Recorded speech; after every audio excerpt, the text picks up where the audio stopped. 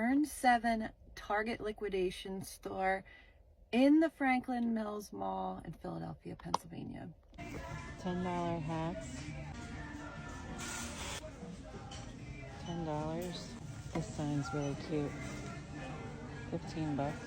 I saw footballs. There's these for $10. Doesn't quite look like the eagle, but these Sherpa fleece, 20 bucks. Oh, these are 10 bucks while we're here.